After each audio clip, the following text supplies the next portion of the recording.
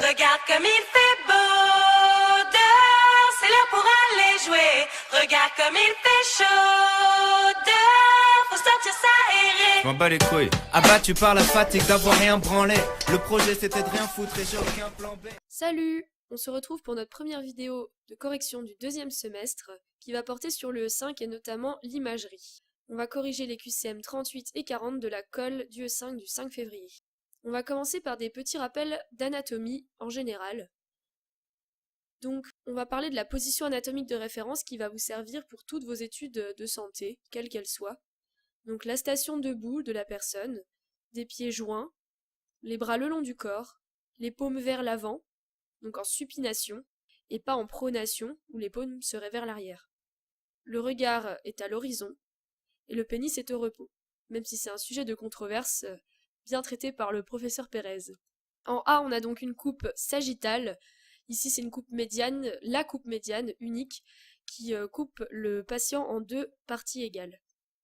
On a en B une coupe frontale, et en C une coupe axiale, qui coupe en fait comme un saucisson. C'est comme ça que le nomme le professeur Braun.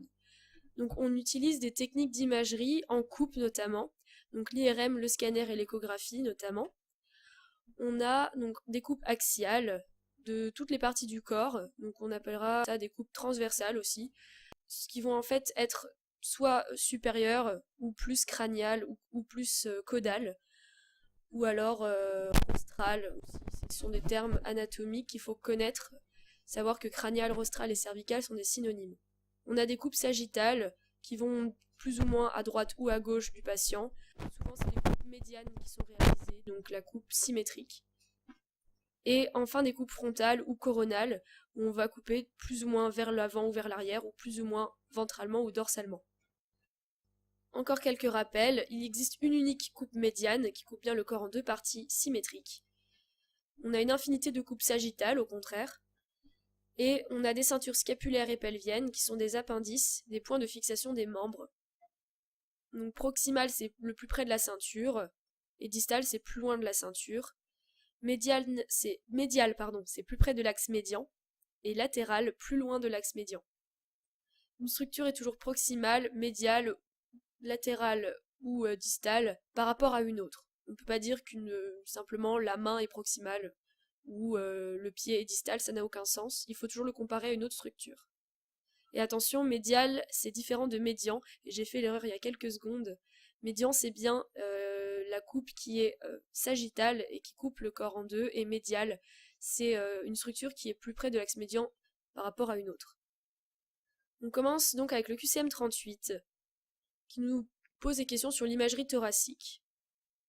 Donc en item A, on a sur une image scanographique d'une coupe axiale des poumons, les structures hyperdenses linéaires ou arrondies correspondent aux alvéoles pulmonaires. Donc quand on a ce genre d'item, il faut s'imaginer l'image à laquelle on peut être confronté. Donc des rappels de cours, on rappelle donc que le scanner, ou aussi appelé tomodensitométrie, est une imagerie en coupe, contrairement à la radio qui est une imagerie par projection. Donc on dit que les structures en scanner sont hyper denses, donc qui atténuent plus les rayons X, qui apparaissent plutôt blanches, claires, ou hypodenses, qui atténuent moins les rayons X et qui sont du coup noirs ou gris foncé. Par ordre décroissant d'hyperdensité, on a donc l'os qui est plus atténuant que l'eau, que la graisse et que l'air.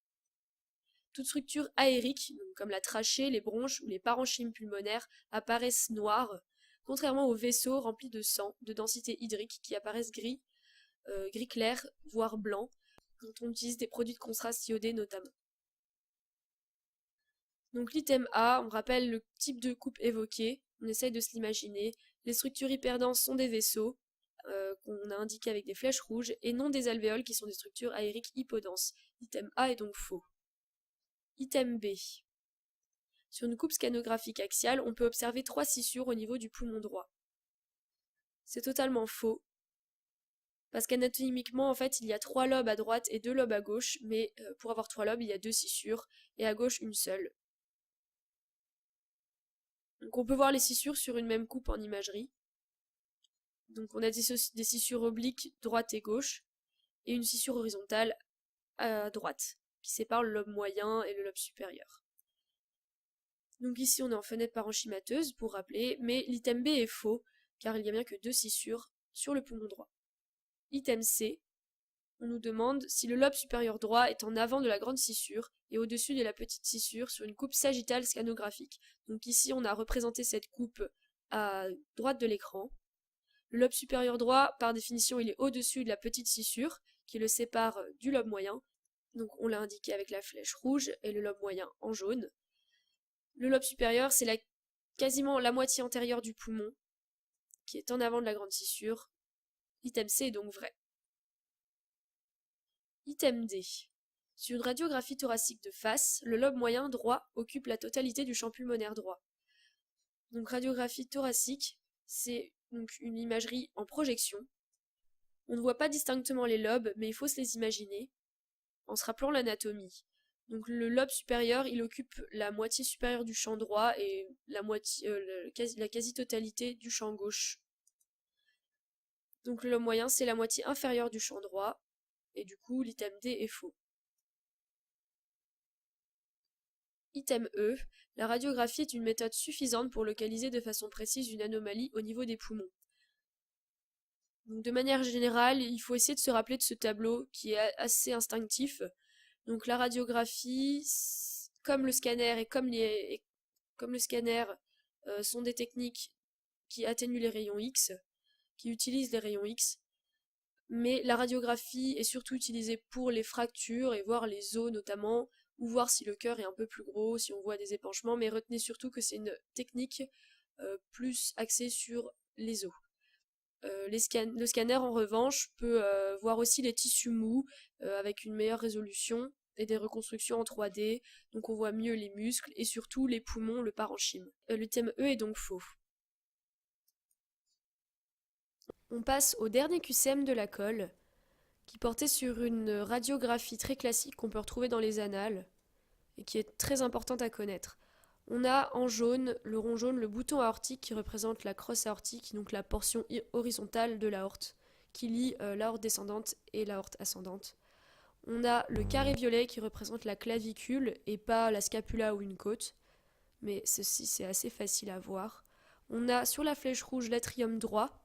Attention, la veine cave supérieure est plus haute, donc ici c'est bien l'atrium droit. On a l'étoile bleue qui représente le ventricule gauche, donc c'est la limite entre le ventricule droit et le gauche, mais c'est plutôt le ventricule gauche qui est un peu plus postérieur aussi.